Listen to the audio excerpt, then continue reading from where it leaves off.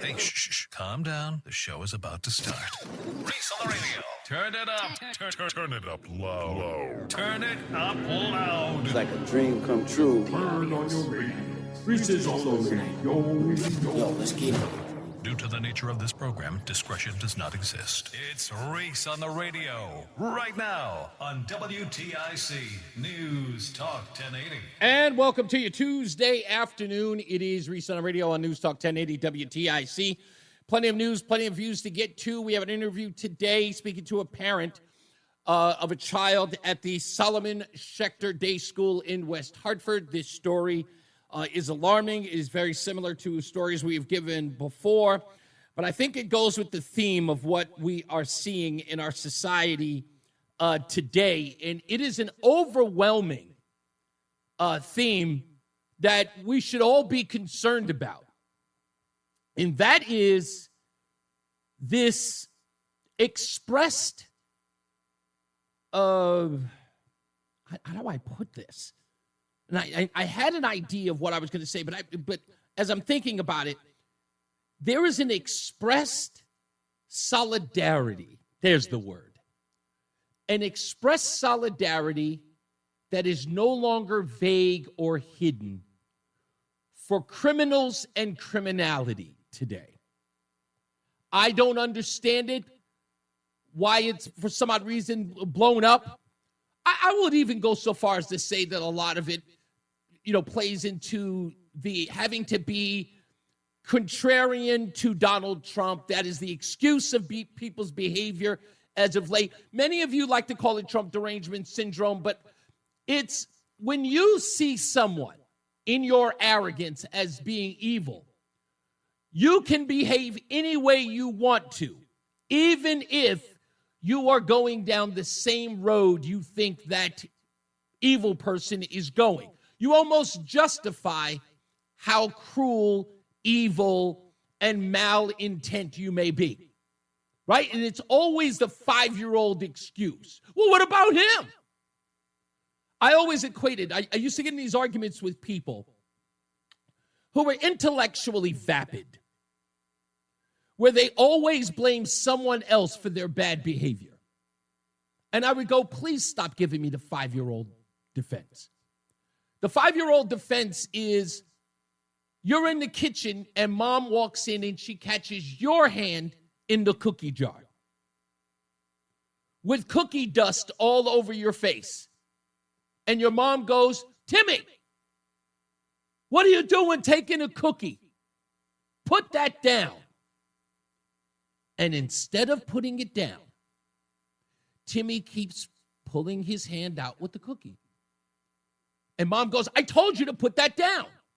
But Timmy keeps still reaching, still pulls out the cookie. And she goes, why are you not listening to me? And Timmy looks at mom and says, Jane took one. Well, I didn't see Jane take one, but you're taking one now. Put it back. That is the defense. It's a childish defense, but that's what people do. I'm going to commit the crime now. Because in my view, that person is committing a crime too. So instead of me being better, instead of me resting on my laurels, I'm going to do the same thing, if not worse. I'm caught, and I am going to further advance my position by and defending it by saying the other person did it too. Now, let's say it's true. Let's say it's a fact, okay? Donald Trump is a reprobate. Donald Trump is a cruel, king-like, vicious, Satan-like villain. To read an article that says more people are joining Satanist cults in the era of Trump, as if to say you're joining Satan because of Trump, because we're supposed to then look at you and saying, boy, he had no other choice. That Trump is so evil, that guy joined the devil. And I will hear these idiots make that argument to me all day. They do. They make it every single day. But Trump, but Trump, but Trump. And that's what we're seeing today. You see, look, I don't care who it is or where it is. Listen to the things that these people defend. Now, Abrego Garcia has all but gone away. He's no longer useful to the left. Notice that? Where are the stories, folks? Anyone? No. Abrego Garcia, where's the headlines? Nowhere. New headline. Who's the new headline? Judge Hannah Dugan of Milwaukee. Now she's the one that every news media outlet is talking about. She's the new hero. And what is she a hero for? Criminality. In the age of Trump, you must break the law.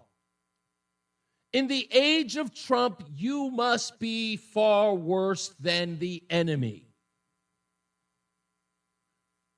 What else are they going to justify? The White House put out posters outside the lawn of people who were arrested for the most heinous of crimes. Assault, battery, robbery, trafficking, sex assault, child sex assault, assault of every person under gang membership. And the news media is protecting them. Why? Because of Trump. The news media, who's supposed to be alerting you about the dangers of the world. Remember, is your shampoo killing you? Those folks are blurring out the faces of arrested criminals because to them, the bigger criminal is the guy who's displaying their pictures. That's the era of Trump. And why? Trump has revealed something that we all knew for a long time, is that they don't just hate America, they hate you. They do. You got a good job? You have an intact family? You have a nice home? You have a reasonable car? Do you go on vacation? Disney World, Disneyland, Dollywood, Six Flags, anywhere. You are hated by the left. Have a nest egg, disposable income, trying to put your kids through college so they can have a better life. You're a bad guy. They write about it every day. We read an article right here on this show that said that reading to your children at night was a form of white supremacy. What you're seeing today are people who hate this country so much that they will cheerlead the people trying to destroy it. From MS-13 to Tren de Aragua to judges like Judge Hannah Dugan. Those are their heroes. Because they disrupt our way of life. That's who they are. It's not about jealousy. Rama says it's politics of envy. I wish it were that simple. They look at the rest of the world in this idealistic way, having never been there, never studied anything about them. They only know that their default setting is hate America. And what do they think America is? America is law-abiding, Second Amendment loving, freedom loving, free speech loving people. What's on the opposite side of that? Come on, ask them. Ask them. People who use words like hate speech, people who use words like gun control, people who use words like free everything, free housing, free health care. They don't ever scream about, I don't know, freedom of thought. They never talk about those things. I've got people who listen to my show who send me messages all the time. They're angry with me. And it's usually the black audiences. Very angry with me. And why? Because I choose to be free, and they don't want that. Oh, they'll tell you otherwise. No, Reese, I don't have a problem with you being free. You're a liar. You're a liar. You don't think freedom includes freedom of thought, freedom of belief. These people are who we know them to be. They are tyrants. Agree with us or else. Believe what we believe or you will be destroyed.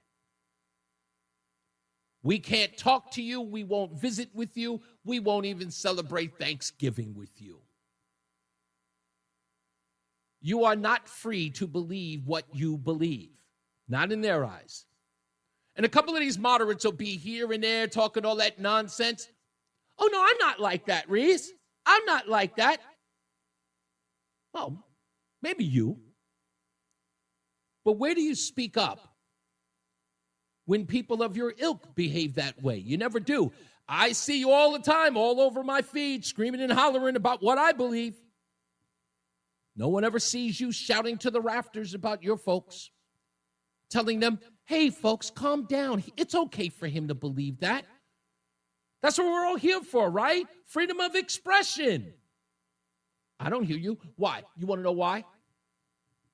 It's the same reason the gay lobby is never outside of a mosque screaming for gay marriage. They know what the results will be. You can clearly talk to conservatives, even libertarians. You can tell them till the cows come home that you don't agree with them. You can tell them, man, I wish you guys would be a little fair. You can argue with them, fight with them, call them up on the phone. Hey, man, did you hear this stuff that Trump's doing? And the guys will take your call and says, yes, okay, that means this, this, and that. Or, you know what, I don't agree with that, but I understand what's going on. You'll have that debate all day. Call up a liberal and do the same thing. Hey, did you see what Chuck Schumer said? I can't talk to you right now. You know, you conservatives drive me nuts. And hang up the phone. It's never both ways. It's because they hate this country. They just do. And they want to remake it in their image. Crazy part about it is that they don't have one cohesive plan or one cohesive idea anyway. So here's what they really want. And I'm going to tell you the truth. And they know it and I know it. What they want is anarchy. But you're not included. They want freedom of everything except what you believe. See, I always find it odd. I talk to these gun-grabbing liberals, these fun-loving folks, gun-grabbing liberals. I say, who do you think should have guns in this country? And they go, the government should have guns in this country. I said, okay, you mean the cops, right? And they go, yeah. I'm like, oh, okay. You mean the same cops that are targeting blacks all over the inner city, gunning them down, rapid fire? And they immediately,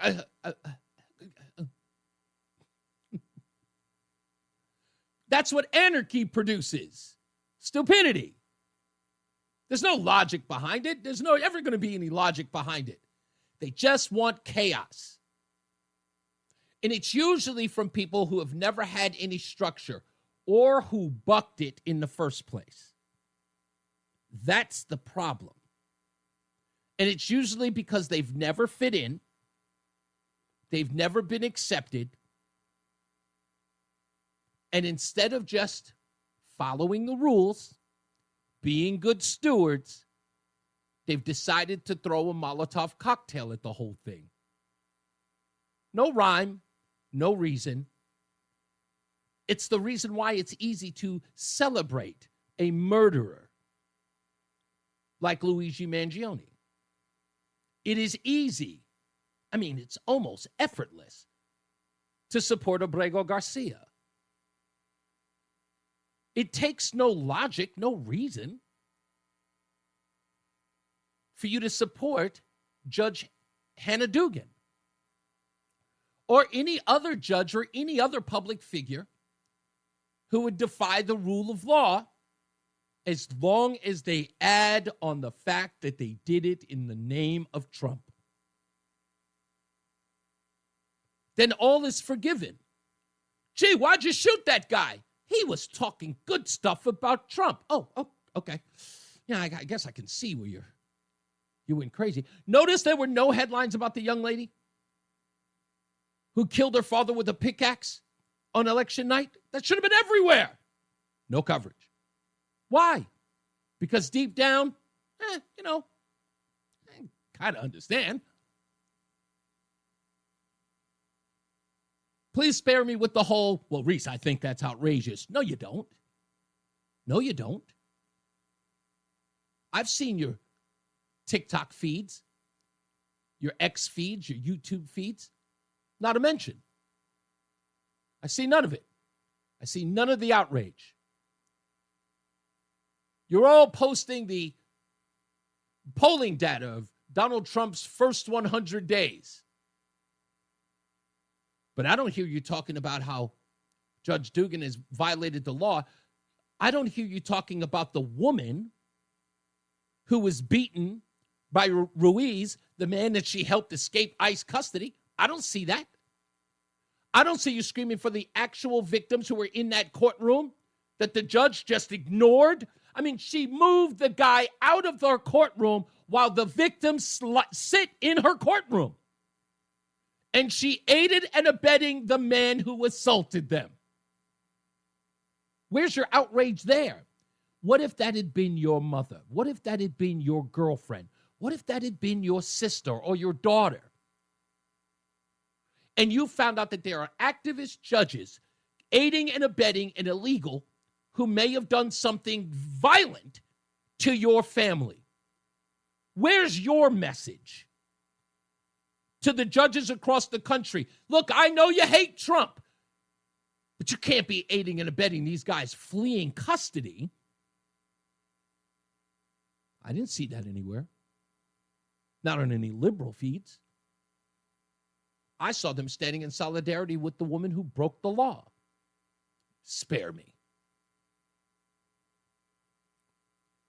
It's all fun and games until it hits you, and then you're asking yourself, what was I thinking? Your news media, the Democrat Party and liberals, Lamont, Murphy, Blumenthal, Tong, all of them. All of them. They hate this country. And God forbid they hate this state. I got an article today talking about deportations from the Hartford Courant. Talking about how concerned they are about 1,000 homes becoming available automatically because of deportations. At the same time, screaming about a housing shortage. How could there possibly be a shortage of 1,000 homes when you've got a home shortage in the state? That seems odd. We'll talk about that too. Also, remember Maryland man Abrego Garcia? Well, now we got a new one. A Detroit woman from the Associated Press. That's going to be in the stupidest thing I read today. Also, we've got an interview with a mom, I should say, from the Solomon Schecter School that you don't want to miss. We did record it. I'll give you some feedback on it later on in this hour and explain that to you. We got to take a break, though. We'll be back. More news, more views, your phone calls, and, of course, your comments in the chat room. Just go to ReeseOnTheRadio.com. It's Reese on the Radio on NewsTalk 1080 WTIC. Wesley Financial Group is not a law firm. Do you find yourself stuck in a timeshare? Get the real facts about the timeshare industry and your options for cancellation. Chuck McDowell, founder of Wesley Financial Group, has put together a free information guide that reveals the secrets the timeshare industry doesn't want you to know, including the 5 ways to get rid of your timeshare. Call now and get this timeshare cancellation guide absolutely free. Call 800-926-5959. 800-926-5959. 800-926-5959. You know your customers. Ralph likes his coffee black on Fridays, but Mondays he takes a little cream. Jennifer comes in every 3 years when her lease is up to get the newer and better model. And for some reason, pepperoni pizza sells like crazy on Friday nights. Who knew? At Odyssey, we have the expertise to get your media plan done right. With ads like you're hearing right now, to targeted social media campaigns, search engine optimization, and location-based advertising. Advertise with Odyssey and help us grow your business. Visit ads.odyssey.com. Hi, Tom Shattuck here. Nope, no bold political predictions. Today, instead, I'm making a bolder prediction. An opportunity, one might say. How about setting a goal to lose 40 pounds by the 4th with Awaken 180? Has a different ring to it when you have a finish line, right? 40 by the 4th. Imagine this. Your scale shows 240 today. How about watching that dip to a cool 200 by Independence Day? Or maybe it's reading over 300 like my scale did. How would it feel seeing 260 by the 4th and on your way to losing 80 pounds? Again, like I did with Awaken 180. Looking back, it took me only 5 weeks to drop my first 40. Of course, that's not the norm, but we'll just say I'm an overachiever. Regardless, if you set your goal and follow the program, you'll crush your goal by the 4th. Then ring Independence Day in, shirt off, confident, martini and burger in hand. Celebrate reaching your goal, knowing you'll keep the weight off thanks to free support for life. 40 by the 4th. Set your goal and attain it with your long-term solution for weight loss. Online at awaken180weightloss.com. That's awaken180weightloss.com. And now, a WTIC news update. It's 3:30. Good afternoon. I'm John Silva. 18 years in prison for the man who struck a state trooper with his vehicle on Interstate 84 last year and took off. Alex Oyola Sanchez copped a plea in the death last May of Trooper First Class Aaron Pelletier. He admitted to taking drugs before he got behind the wheel. Pelletier's wife and his brother and sister officers were calling for more prison time.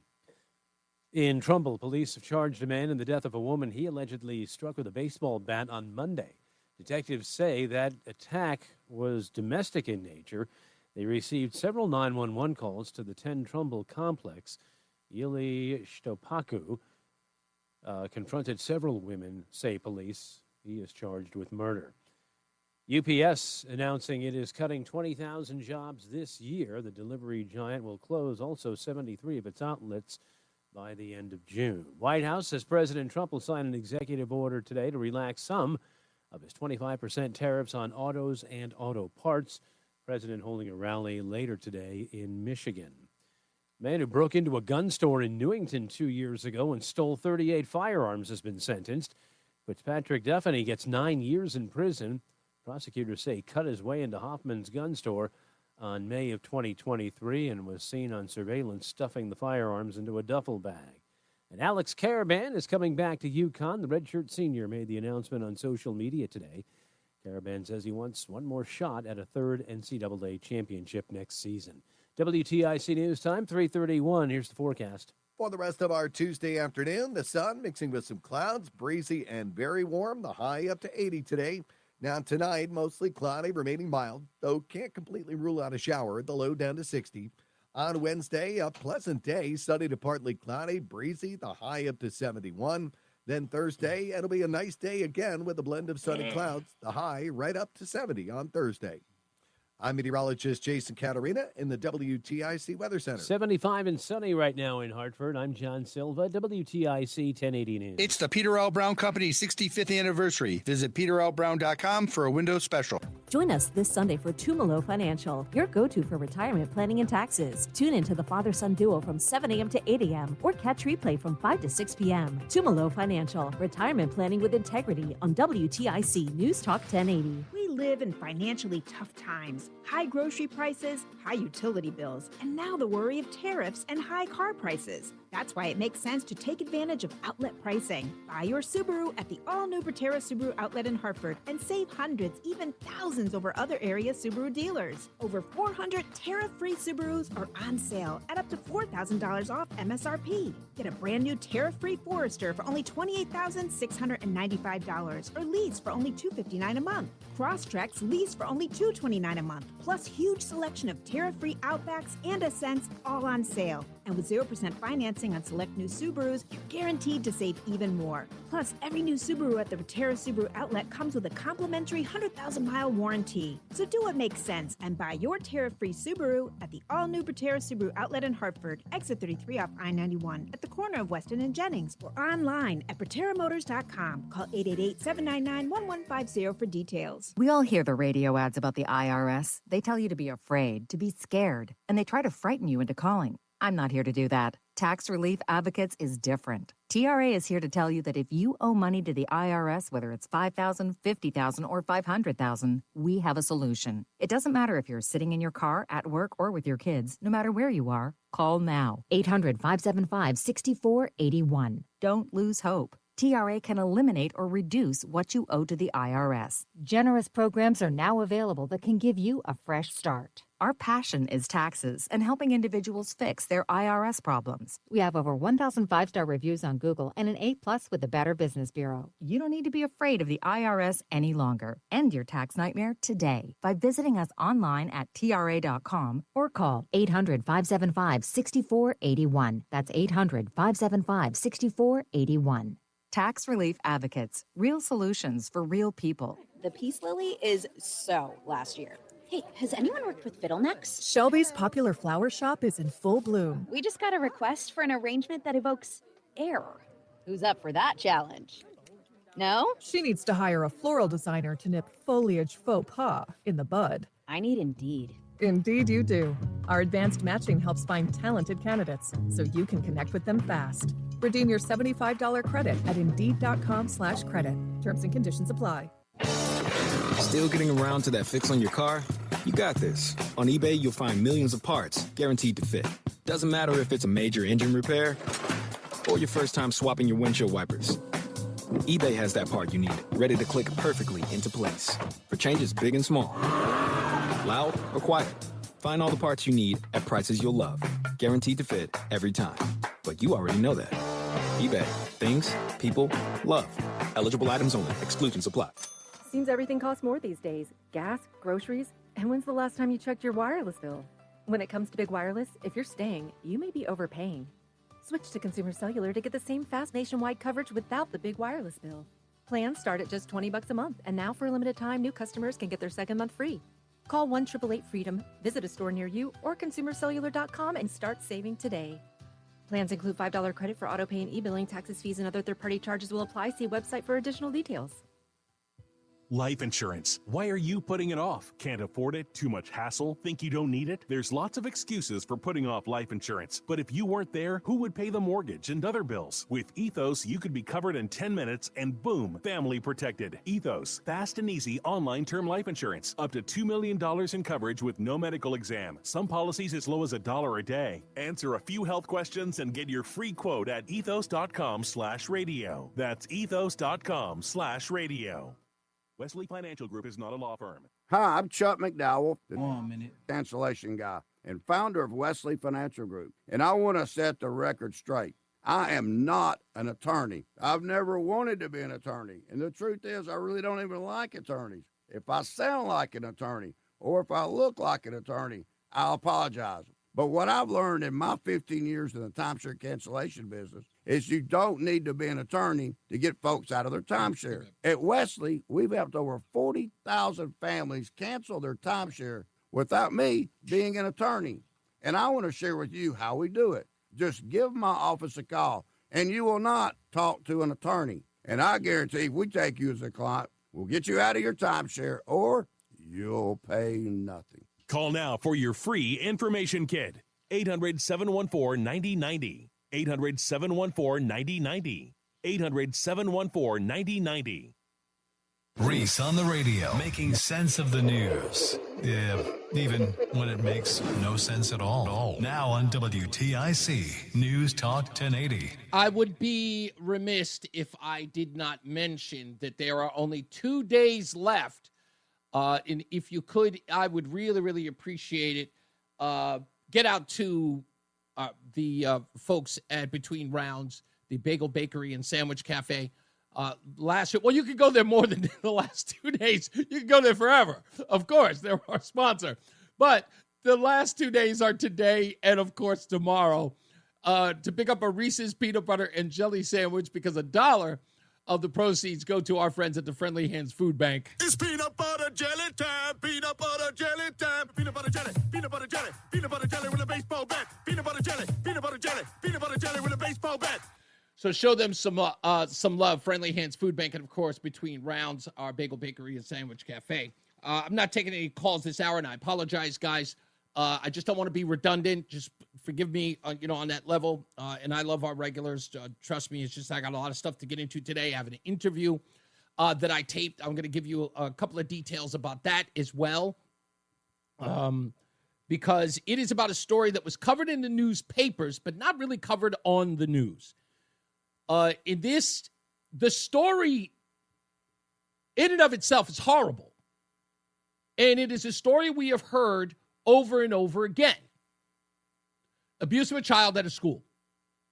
Everywhere you look, this is going on and on. At the same time, we've got yahoos running around saying, yeah, let's put more homosexual paraphernalia in the school libraries and make them a part of the teaching lessons in class. At the same time, we've got an onslaught of sexual abuse by administrators, if not teachers, inside the school of children. Again, like I told you, I think these people hate the state. I think they do. I think they hate you. I think they hate your children. I think they hate everybody here. Unless they're radical leftists. Like, there's no correlation at all. It's like, yeah, absolutely. Let's introduce sex toys to the kindergartners. I'm sure that won't result in any abuse allegations. Just dumbasses. Just dumb. So we have one, unfortunately, at the Solomon Schecter School. And I say unfortunately because, again, it didn't have to come to this. Should have been dealt with. It's not, again, you don't have to indict an entire school behind one person's actions. But when somebody thwarts the effort of a parent to get to the bottom of it, then you have a bigger problem. And we'll talk about that interview. We had to alter the person's voice, and I did have to edit it for time.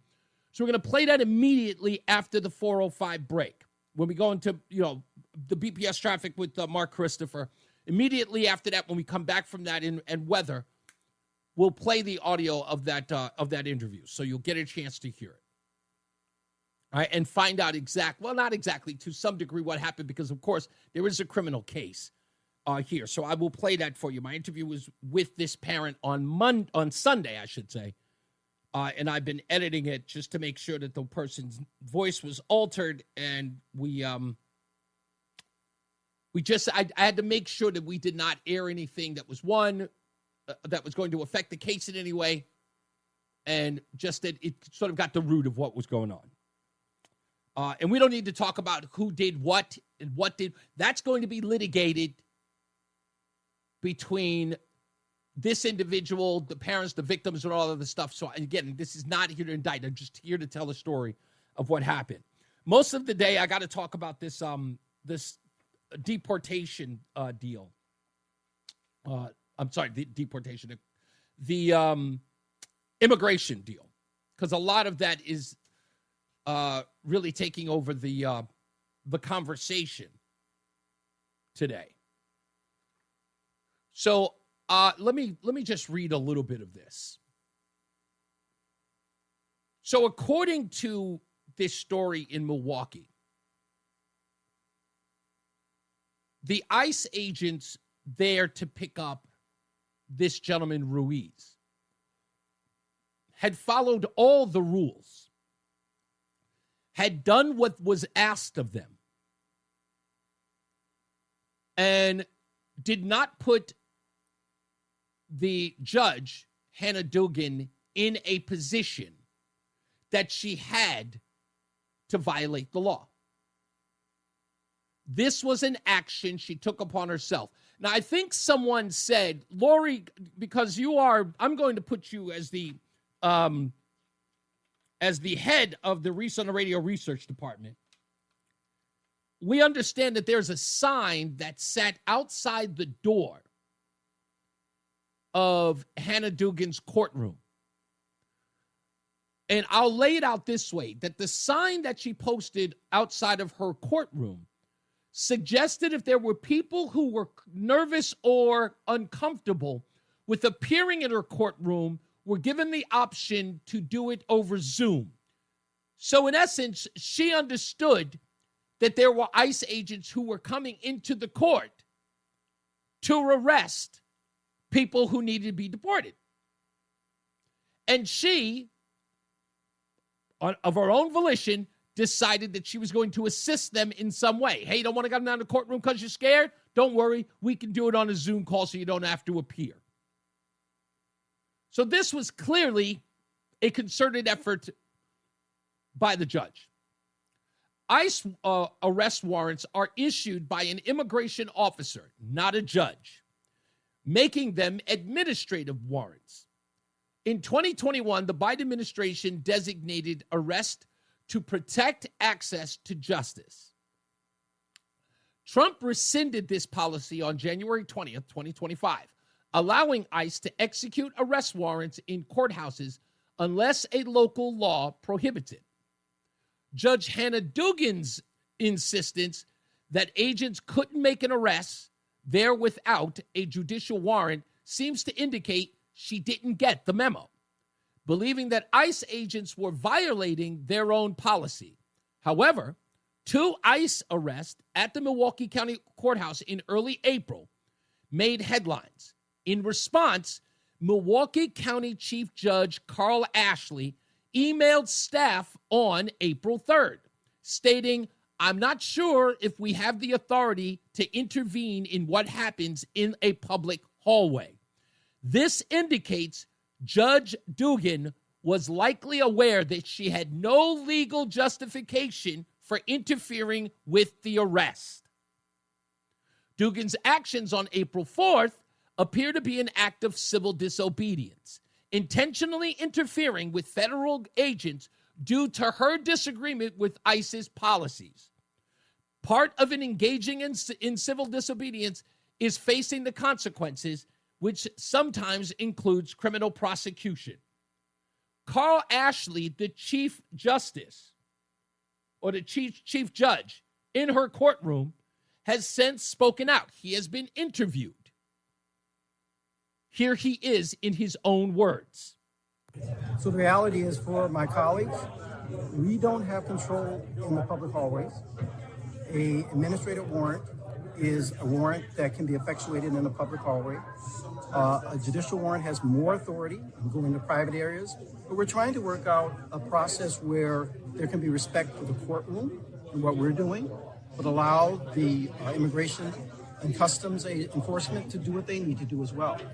We just want to stay in our lane. We want to be transparent with the community about what we can do and what we can't. She was flat out. He explained clearly that what happened, ICE was in their right to do, and Judge Dugan was acting on her own accord. That's a fact. So ask anyone about what their outrage is. What are they upset about? That she got arrested? That it was done in public view? That she was made a spectacle? So what? So what? Why would this be a problem now? You've got a bunch of activist judges, and you know who they are, a bunch of activist judges who are willing to break the law. Which one of you doesn't want to see, with a little degree of schadenfreude, which one of you don't want to see these people get perp walked? Come on. Come on. You see it happening all the time to people you like and you respect. And you think about how horrible it is. Tell me one time you didn't want one of these people to break the law. I'd love to see one of these people get hoisted by their own. Yeah, come on. Donald, you don't want it on both sides. Please stop. Please stop. I love the fair and impartial nonsense you try to tell me, but please, with all due respect, come on, buddy. You don't want to see it on both sides. You just don't want to see it on your side. See, when it's on your side, you make an argument that it's partisan. When it's on your side, it's retribution. I haven't received one post. Come on, Donald. I haven't seen one post about the waning Democrat Party, the screaming and hollering, the cursing, the beard wearing, the singing of Yiddish songs outside the Capitol on a Sunday afternoon, looking like absolute moron. I don't see it. I don't see it. By the way, we'll talk about the Canadian election and why is anybody, I can't believe that people are actually celebrating that a liberal won in Canada. Like, what are you celebrating? Like, you're excited that the conservative lost and the liberal won, and you think this is a victory? You clearly don't know how this works. Don sent me a text earlier today and says, "Oh, the liberal guy won in the Canadian elections." My response to him was, "Yeah," which means that Donald Trump's going to roll right over him. What do you think's going to happen to the liberal prime minister in Canada? I give it a week. He'll be begging for the tariffs to be uplifted, to be lifted, and he'll capitulate within a heartbeat. That's what libs do when they're backed up against it. Seriously. I expect this new prime minister to put on his chapstick now, because he's going to be kissing a lot of butt. He's got no power. It's Canada. Also, when we get back after the interview, I want to talk about these deportations, talking about accelerating in Connecticut that they're concerned about. Headline says, deportations is accelerating in Connecticut, threatening hundreds of businesses. And again, this stupid notion that Connecticut is losing tax dollars here. This is just sloppy. This is the worst reporting ever. You can't spend $1.3 billion on them being here and then say that you're concerned about $400 million in taxes that you're going to lose. Like, do you not understand how that works? Like, them leaving saves taxpayers $1.3 billion.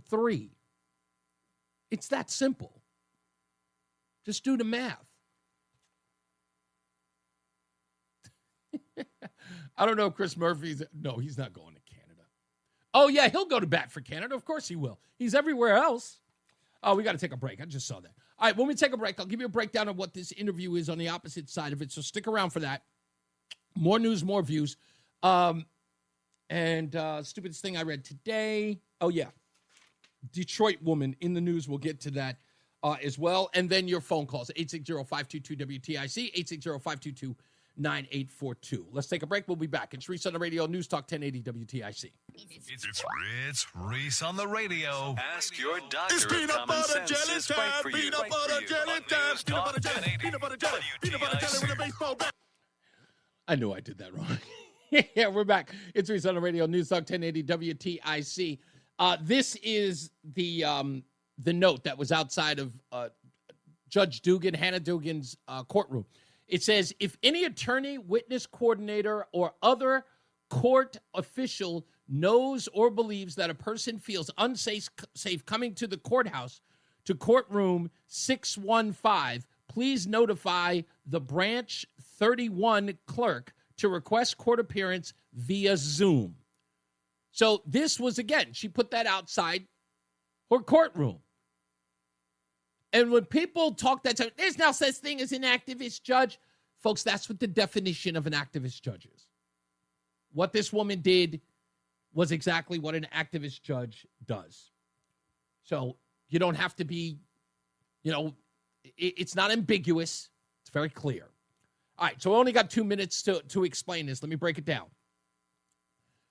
Solomon Schecter School, we had a teacher who's alleged to have committed an act that concerned a parent. Parent went to the school about it. school became somewhat obtuse, was not helpful to the parent. The parents' efforts ended up leading to a DCF investigation, which then led to an arrest. After that arrest, another arrest took place. Turns out that there was another incident at another school with the same individual. The parent that pretty much sparked all of this from the get-go was in contact with Mark from West Hartford. You know him here, regular on the show, and he was the person who broke this story when no one else wanted to talk about it. But again, Mark and I always looked at this from the angle that always bothered us in these cases. Is it the fact that there are school administrators who are not assisting parents in these cases like this? In fact, they're running opposition and running interference for the offenders or trying to evade scandal. They're worried about their own overhead. They're worried about their own reputation instead of doing what's right. Not taking those claims and acting on, I guess, the better judgment. Informing DCF, informing first reporters. They are obligated to. Not doing that. Finding anything and everything to keep this kind of stuff under wraps. Now, in my view, it's criminal, but that's going to be decided by a court, and that's going to be decided by the people who are involved. I'm just speaking just as a person who covers these stories. As soon as we come back at the top of the hour, we'll introduce it again. But we'll be talking to one parent who sparked all of this and a story that should be everywhere. And you'll get to hear from that parent when we get back. So stick around for that. Let's get our first check of the show's weather and traffic with Jason Caterina and Mark Christopher, who's in the BPS Traffic Center. Hey, bud. It's Reese on the radio. And don't say we didn't warn you on News Talk 1080 WTIC. All right, we're going to try to be quick in this break, primarily for two reasons. One, we got the interview that I taped on Sunday coming up. This is the Solomon Schecter Day School in West Hartford with the mom there in the story. That, again, this is not like a secret story. The story is out there. You can find out about it. You can read about it. But this is the exclusive interview with the mom that is at the center of this case, or at least as the child that's at the center of this case. And I'll be talking to her. So we'll be playing that, directly. It was edited for time, and we also had to edit the voice on there. So if it sounds weird to you, it's because we altered the voice of the parent to keep them, of course, anonymous.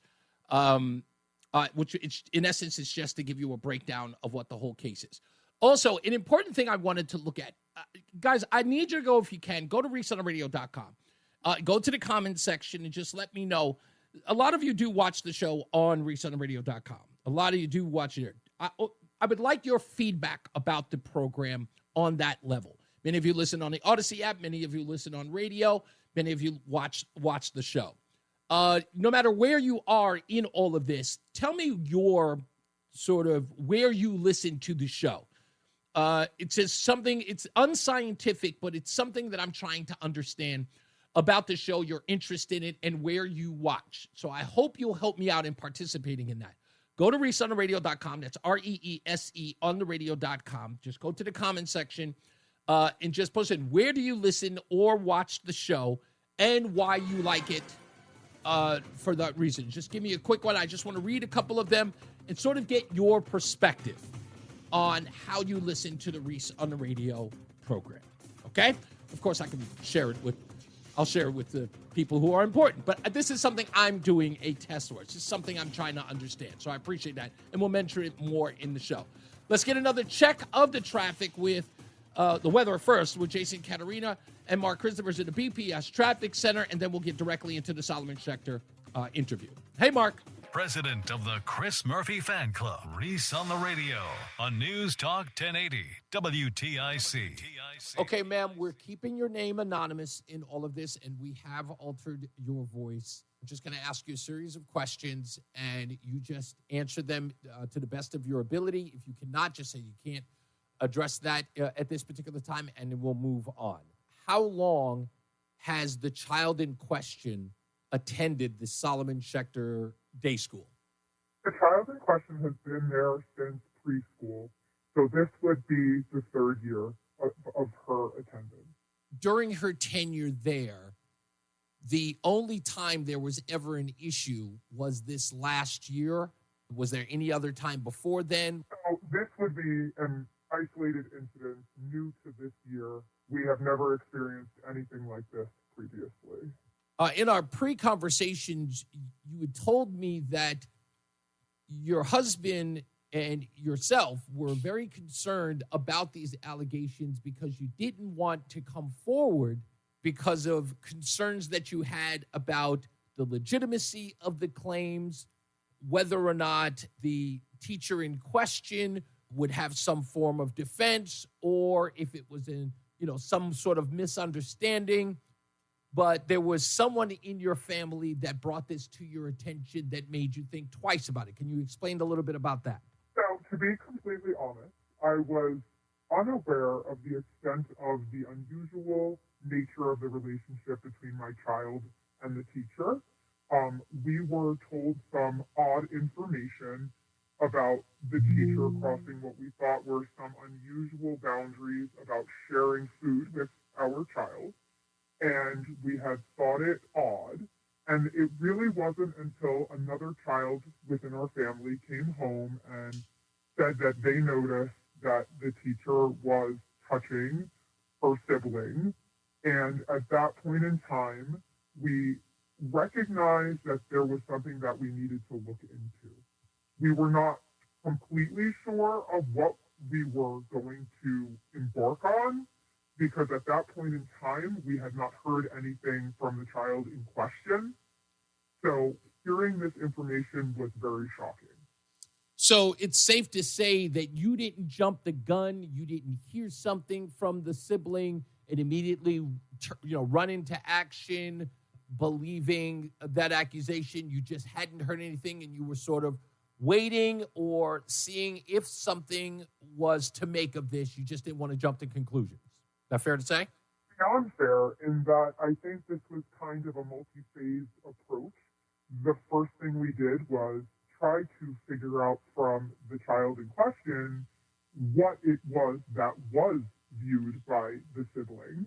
And then from there, when we noticed there was an extreme resistance to talk about the matter, we recognized that we needed to keep a closer eye on it.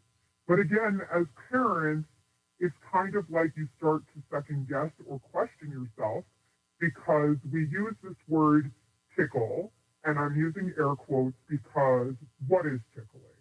Where is appropriate tickling? But better yet, who should be tickling our children? Is it something that's just reserved for family members, close friends? Is it acceptable for a teacher to be tickling your child? And that's something that we kind of had to look at. And as we gathered information, we began to realize that there was something deeply troubling about a teacher tickling our child, because, when you send your child to school, there's an expectation that a teacher conducts themselves in a professional manner. And clearly, we went to the internet, and even just a quick Google search, should a teacher be tickling a student, there is a clear and concise answer of no. When you had an understanding that something was wrong due to behavior changes in the child, there were, I think the description that you gave me was something along the area of night terrors. Is that accurate? Yeah. So the child that we are discussing was a well-mannered, very loving, very empathetic, sympathetic, very affectionate child. And since her return to school after the summer, we began to notice a drastic shift in not just her sleeping habits, but her overall behavior. Obviously, without knowing the information that we now know about the deep extent of fear she was facing every day when attending school, one could not account for the behavioral changes, because they were two separate pieces of a puzzle that once they came into focus together, it was kind of like an explanation for why we saw such a drastic change in the overall demeanor, mental status, and functioning of our particular child. All right, so we're going to jump ahead a little bit here because from what we do know, these allegations did lead to an arrest. We also know that the individual has been arrested on a separate charge. Is it 2 charges, 3 charges? How many charges are there at this time? So as far as I know that when the news came out about the potential allegations and the arrest warrant was served and media attention began to hit, I know that other parents started to come forward to the West Hartford police, and because some of these schools were in different cities or towns, the West Hartford police had directed them to go to the police in the area where the school was located. So it is my understanding that, there is now another case where he was rearrested for similar accusations, and from what I have read in the news and media, the stories are almost identical, except the other child preceded my child, and whatever took place with that child and the teacher was the school year prior to him coming to the school where my child was, but the events read almost the same. So let's get into that because now we're talking about patterns and different schools, talking about dates that precede your child. The problems that you faced in this that many people are finding the most egregious is when you started to take notice of these allegations, sort of confirming them, you immediately went to the Solomon Schecter Day School for assistance in finding out what's going on. And you were met with... I would call it resistance. Sure. Call it being dismissed. I believe that when I did gather what I felt was enough solid information to support and substantiate what my older child had told us she witnessed, and which was finally confirmed by the child in question herself, I absolutely did approach the school and told them that my daughter would not be coming to school until we found a resolution to the matter. And then I think at that point in time, there became a divide. I'm assuming, because I know people are going to ask, having heard you said that, what kind of resolution were you looking for? I'm assuming you wanted an investigation, if not an arrest, if these allegations were true. Is that the resolution you were looking for? I mean, I think I have to back it up and say an arrest comes down the road. Sure. At the very least, I wanted the teacher suspended pending an investigation. You wanted him to have his due process, so to speak. I think when you have an allegation as serious as the one that was made, that the first thing to do is to protect the children. I understand that there needs to be an investigation, but ultimately, while that investigation is happening, that particular teacher should be suspended with, pay whatever their, process is. Pending the results of an official investigation, we need to look out for the safety and well-being of any child in a classroom setting when an allegation as serious as this is being made. Let's talk about that because you got resistance. You clearly weren't getting that. So the resistance in one case was a term that you used. I found it incredibly odd that it was used, but you said that you were told to bring the child back to class. My understanding was that when I spoke with the administrators, they felt that my child should just be returned to class as normal with the understanding that it would not happen again, and that would be that she would return to class like everything was normal, despite my telling them and, getting professional assessments saying that it is not in the best interest of my child for her to be around someone that is causing her to feel this way. The impression that I got was that she should just return as if nothing happened. Okay, so there were remedies that were given to you in getting your child back to the class, not dealing with the teacher, not dealing with what you wanted in all of this. Because the school had conducted what they called an investigation, though I never received any details about what they call this investigation or who conducted it, but they felt that they had looked into the matter, and as I understand it, I was told that there was nothing that they felt needed to be done about this situation. I was asked if I had a problem with teachers hugging my child, to which my response was, maybe sometimes a child may need a hug, but I do not think there is ever a time or place where a child needs to be tickled by their teacher. I was also told that this particular educator was just being dad-like, which I find very interesting because when we send our children to school, we're not sending them to school to get, maternal or paternal figures. We're sending them to school to get an education. So, though I appreciate the sentiment, my children have a father, and I didn't send them to school to have a dad. I sent them to school to get an education. Let's get to the point that I believe is probably one of the most incredible parts of this story. In an effort to try to, have my children return to school, because at this point in time, my children were out of school for approximately 2.5 weeks, the school had offered to engage in restorative justice, in which the teacher would have a meeting with my child and assure her that she would not be tickled again, and then she should just return to the classroom and proceed as if nothing happened. Okay. Of course, you rejected this idea. Based on everything that I know as a parent and from what the professionals had told me, this would be detrimental to my daughter's mental health, considering how fearful she was from the situation and the encounters she had. So placing her in a room, to be told that it wouldn't happen again doesn't seem very restorative. It seems very intimidating.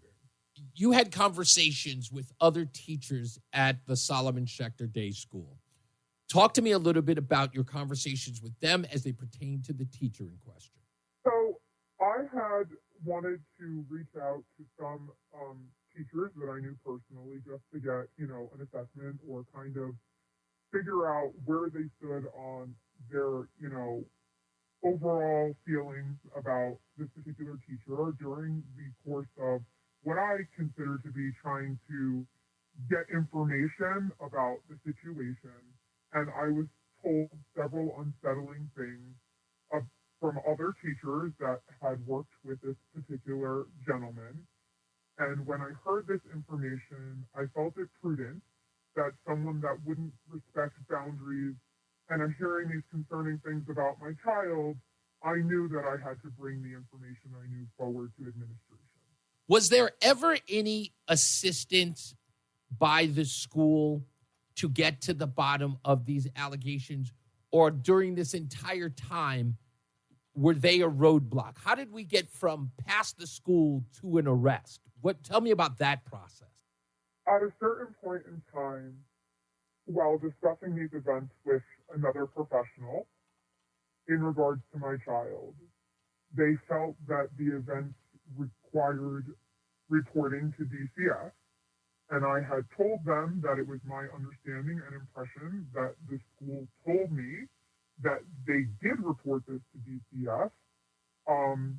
The individual that I had been speaking to felt an obligation to report it themselves, and at that point in time, an outside party outside the Solomon Schecter Day School reported the events to DCF, and at that point in time, DCF did begin an investigation which brought in the West Hartford police, and then they started their own investigation parallel to DCF, and ultimately, after doing their investigation, they filed for an arrest warrant, which was approved by a judge, and then ultimately the teacher was arrested. It's safe to say that you have documented your interactions with the administrators at the Solomon Schecter Day School in West Hartford from beginning to end, yes? Yes. Where do you wish to go from here? I mean, of course, this man is going to have his day in court. Of course, you may testify in all of this to what took place. But beyond that, where does this go? So what I can say is that I am completely heartbroken, and my trust in the school was completely eroded. I had entrusted my children, my family to them to keep these kids safe, and I am forced to assume that the level of secrecy was in an effort to avoid a scandal. And ultimately, I think at the heart of this, the school, the administrators should have listened more closely to what, myself as a parent and other parents were saying, because I was not alone. We got to end it there because we got to go to a break. So I'll tell you the last part, or at least I'll find the last part to it, but it was literally wrapping up. But that's the interview so far. And we'll make that available on ReeseOnTheRadio.com so you can listen intently for yourself. But we got to go to traffic and weather with Jason Caterina and Mark Christopher. And we'll talk about this on the other side. 860-522-WTIC, 860-522-9842. Hey, Mark. Stay locked in.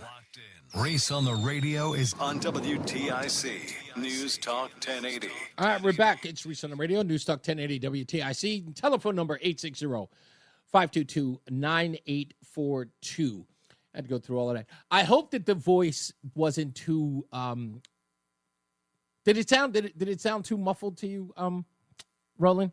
Or did it come across? Sound like them. Sound like what? It was fine. It sounded like those TV shows when they blurred out the face. And yeah, like the Dateline show. Yeah, it was this odd thing on my recording equipment.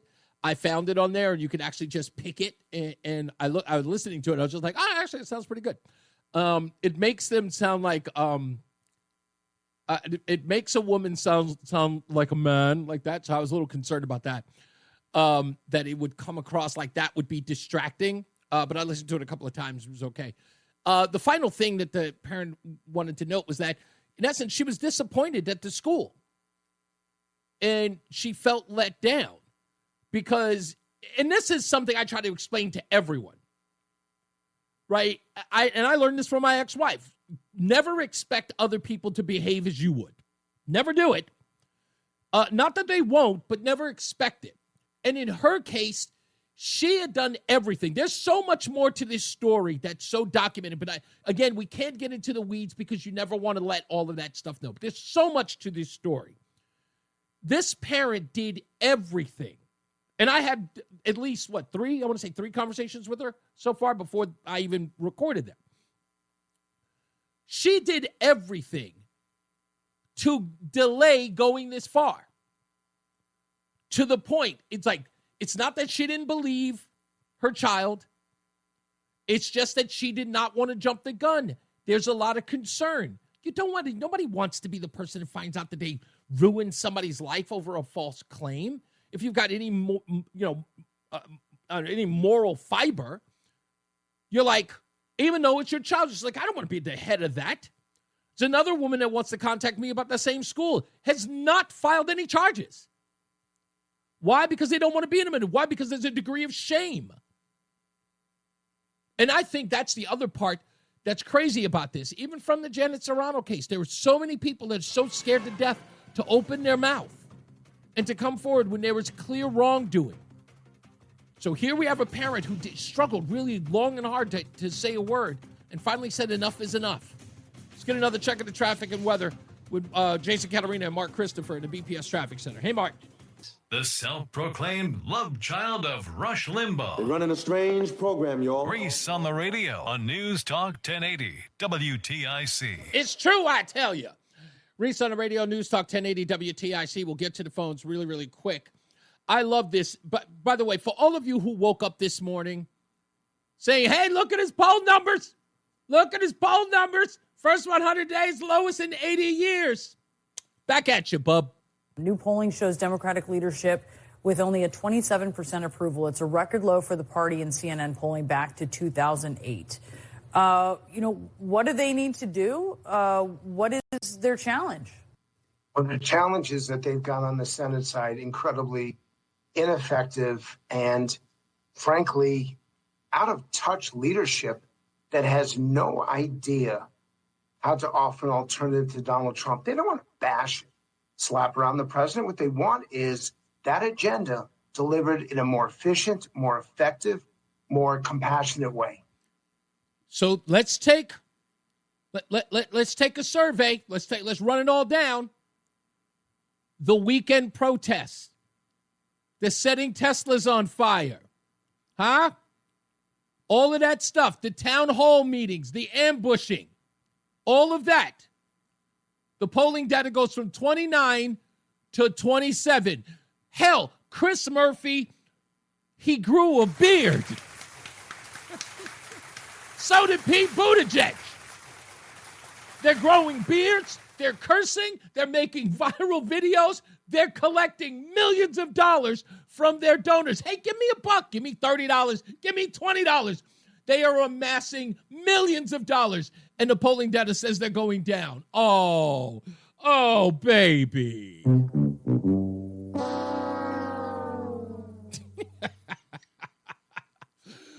Good luck. I'm not concerned. Nobody's concerned. MSNBC went around and talked to Trump supporters. MSNBC did. You know, like they do that ever. Talked to Trump supporters to see if they could get people to hate on Trump, and they came up short. They didn't actually even have to air the people who supported him. They could have found anybody who hated Trump, who voted for him, and then aired that as the propaganda. They could find a no one. Okay? Just please, with all due respect, stop it. Let's go back to the phones, 860-522-WTIC. Mark's in West Hartford. Hey, buddy. Hey, I know you're going to start segueing into Trump and his performance, but I just got to put a period. And it actually goes back to before you hearing the interview, which was phenomenal. You know, ask a cop or firefighter which calls were the worst ones for us. And it was always the ones that involved children. Yeah. And I spoke with this parent many times, and I'm going to tell you something. It was hard for me to keep it together during all our conversations. So that's a brave parent. That's all I could say. And you're brave too, because I know that you have to be careful. So, that was awesome. But listen, the reason why I want to put a period on is you made a comment about where are the teachers. You know, they're mandated reporters. Right. Well, I just posted on my Twitter account, Mark from West Hartford. And again, we don't want to get lost in the weeds because I have the police report. There's so much in there. You could do an interview every day with me and the mom or anybody that knows about this case. But I want to read this one line. So not only are the children were being preyed upon, listen to this, and we refer to her as teacher number 2. This is in my police report, which I posted. Teacher number 2 had given Ricciardi, the guy who's allegedly tickling kids, Ricciardi a hug to congratulate him on, and it's redacted, but he had just had a baby. So I'm going to assume that she was congratulating for being a new dad. Okay. And at this point, she hugged him. Ricciardi had placed his hand on her buttocks area, which was unwanted. Teacher number 2 also did not want to report this incident for being in fear of losing her job. So, and this isn't, wait. This made it to a police report? I just posted it. I tagged you. Mm-hmm. I hope that you can. No, I knew this. Now, I want you to know. Let me tell you this in full disclosure. The parent actually makes that claim in the interview that we did. I edited it out because I did not know that was public knowledge, so I did not want to air that for that reason. Okay. So no. That was the only reason why I didn't. She mentioned it to me, but I said, okay, I don't know if that's in any police report. I don't want to cast it. I don't want to put that out there unless that's been substantiated. But if it's in a police report, that means that's almost like an affidavit. So, okay, so now that it's there. To go in there and investigate that. So So we now have to protect, well, first and foremost, the children, but the very people that we expect to protect the children are also being preyed upon. And there's a culture at Solomon Schecter to a point where they're afraid to tell anybody in fear of losing their job. Now, there's a Rabbi Berger in charge there. I mean, somebody has to answer for this publicly. Correct. I'm not talking about emails to the parents. You owe it to everybody that lives not in my town, but the state of Connecticut and the rest of the country if they're listening. Yeah, you got a culture in there where kids are being tickled. You're not doing right by them, and you have teachers getting grabbed by the butt by this very teacher. I think know about it. The alarming part here, Mark, on this was, and again, I think that was the part for me I thought was incredibly egregious was this effort to keep it in-house to avoid the scandal as alleged by the parent. And again, it would be one thing if it were just an allegation. It's another thing when it is documented. I mean, I read it, that the intent was to keep it under wraps. So that's the part that, again, this is evident. Like I said, I don't care about the civil litigation that goes on with this because apparently there will be one, and there should be, of course. But if you have somebody aiding and abetting the cover-up of that kind of crime and saying, hey, let's just keep it quiet, in so many words, that's a problem. And someone should say something about that. And I'm glad, again, out of fear, I know that there are parents, again, as another parent who had actually contacted me on my radio line, and I realized that they didn't want to do an interview. Two, they just wanted to talk to me to tell me what they wanted because they didn't want to put their name out there at all. But my first question was, well, wait a minute, have you filed a police report? And they were like, no. And I'm like, why? And they were like, because they don't want to go down that road. They are too, I don't know if ashamed, embarrassed, or scared to make themselves a part of this story or to at least get some sort of retribution. I'm not getting it. It's like this culture of cover-up. There's a culture in this town. And if you make your way up here, I'm going to take you around and show you some places and where these people are. But there's a culture in this town where they want to protect their image and money. This is a very wealthy school. The people that sit on the board, the Zach family, they need to come out and say something. We've got millionaires funding that place. How did they not come out and say something? Why? I have no ties to that place at all. Why am I doing the talking? The people on the board should be talking. The rabbis and anybody else who knew about this and tried to hide it, they should all resign right now. I'll tell you the part that, again, the other part was how many publications actually talked about the arrest or the story at all? Have there been? I mean, I don't know. I think I remember 2 publications outside of the Hartford area that covered the story. I don't know of many. I can't even tell you. And if they covered it, it had to be very minimal. And just to repeat again, and you know what? Not that I want to pat you and me on the back, but this just shows you the cover-up. This is the part I want you to pay attention. When me and Reese talked about it on a Friday, that very night was the first email that went out to the parents of Solomon Schecter, trying to now backtrack and say why he was, the teacher was first on administrative leave because he had a baby, but he went on administrative leave when the baby was like 7 or 8 weeks old. I got all that information. Nobody goes on paternity leave like 2 months after the baby's born. Right. I mean, it was just like you could see them just trying to backtrack and say, well, twisting themselves. No, you didn't do nothing. You didn't do nothing.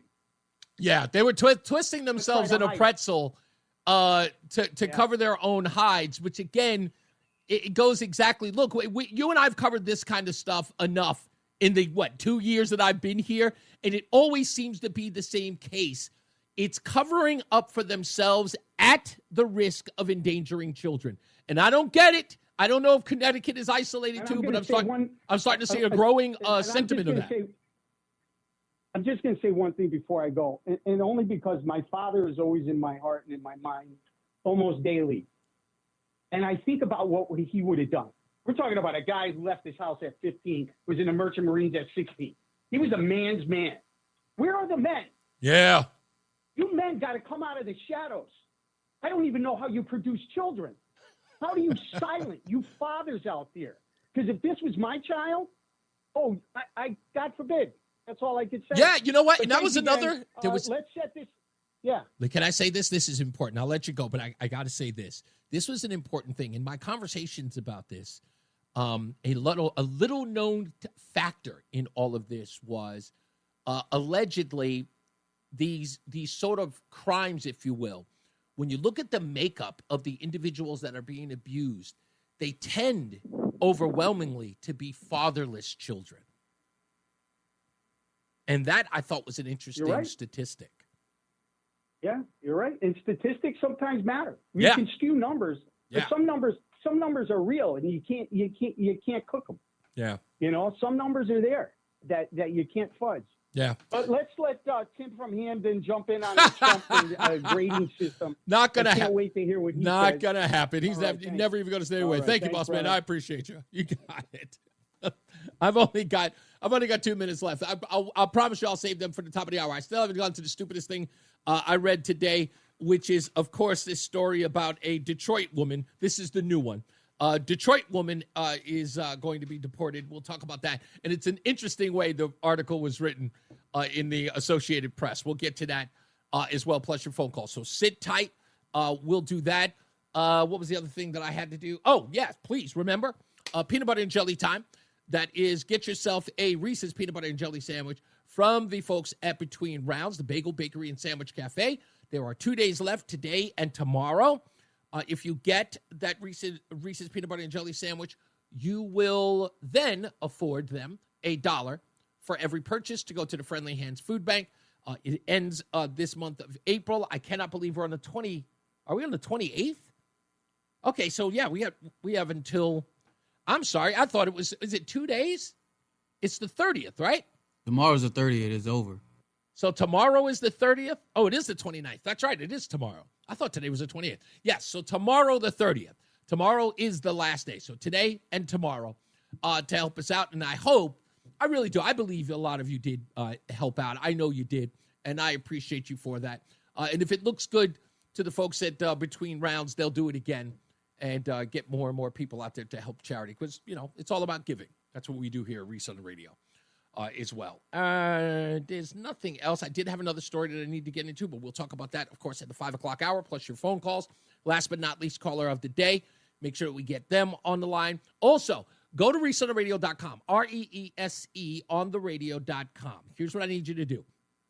Underneath the YouTube video that's there, it'll say, give us your comments or send us your comments. What I'm looking for is for you to tell me how you listen to the program. Whether it's on WTIC, whether or not it's on 1080 on your radio dial, if you watch on YouTube or any of the social media or on the Odyssey app. I want you to tell me, if you could, just go to reeseontheradio.com, go to our comment section, and just type in your name. It is unscientific. I just want to hear from you. How do you get the Reese on the Radio program? If you want to expand that to how you get WTIC overall, you could do that too. But in particular, how you get the Reese on the Radio program. It's an unscientific survey that I'm doing, but I hope that you will partake. All right? ReeseOnTheRadio.com. That's REESE on the radio.com. The hour that packs a punch. It's Reese on the Radio on WTIC News Talk 1080. Apparently, I wasn't clear enough. Okay, so go to ReeseOnTheRadio.com. That's REESE on the radio.com. And just scroll down to where it says send us a message. Right there. Just let us know where you listen or watch Reese on the Radio. That's all. If you listen on WTIC 1080 in your car radio, or even a transistor radio at on your desk, whatever the case is, just let us know. Go to Reese on the Radio, scroll down, go to send us a message. It's right there. Okay, and it's just above where the podcast is. You can't miss it. It says name, email, and then message, and you can just send it, and we'll get it. Okay. With that, also, it's time for.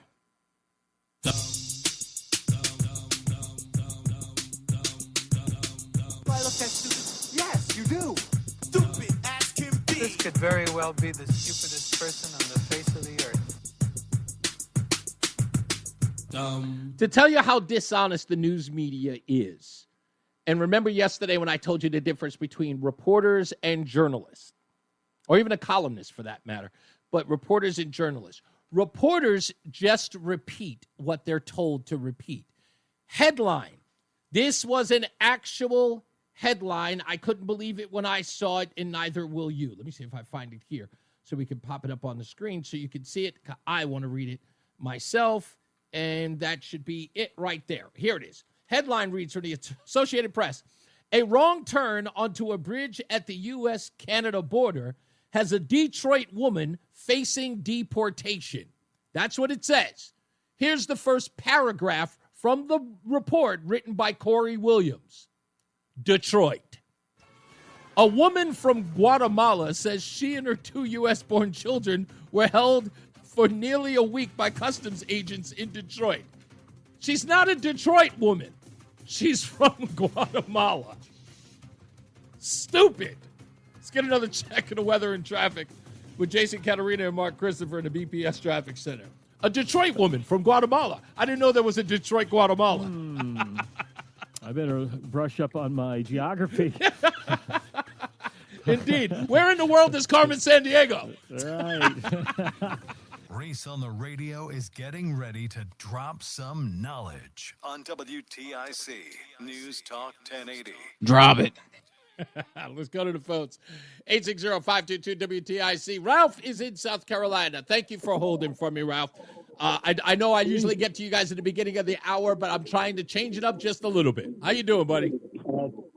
Hanging in there. A couple things. First of all, you and I talked before about the biggest fear that the liberals and progressive have is people like you with a brain. You scare the living hell out of them, and the reason for that is you can think for yourself, and they don't like that. They want to be able to tell you what to do, how to do it, and when to do it. I think what they're asking me to do sometimes, I think it just goes against my moral compass. If you get my meaning, I just can't do half the stuff they're asking me to do. Well, another thing too, Reese, with these judges and this kind of, you look at what's going on with the judges. Now, the judge, and I believe it was at Minnesota. This is Milwaukee. The judge and the process. No, this was the other one in Minnesota where the guy did a job on 6 Teslas, cost $20,000. Yes, that's correct. Yes, that was in Tim Walz's state. Yes, right. Now, they did not charge him. Correct? That's correct. They believe in restorative justice in the sense of paying for it in fines. Okay, so if I went there and I smashed every window in the judge's car and the prosecutor's car, and I had a screwdriver or whatever can opener and scratched the heck out of their cars, I would not be charged, and they'd just let me walk, correct?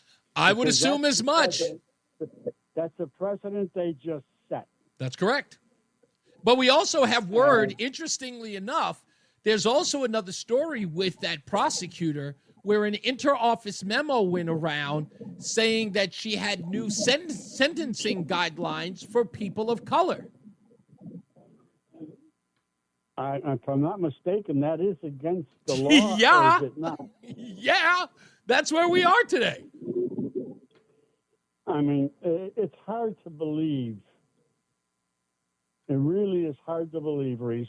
I don't think so. Come on, you can't listen. This is the scary part, and again, I'm gonna preface this because White Mike is on hold, and this is a good point. Listen, White Mike calls here every day, and when he starts talking about this sort of reversal or this restorative justice that happens, right? When he starts talking about, look, I'm getting a little sick and tired of, there being special privileges for protected class citizens, in most cases, predominantly black folks who are allowed to sort of skirt the law where they're being absolutely overhanded when it comes to whites. It's never the same, equal justice under the law.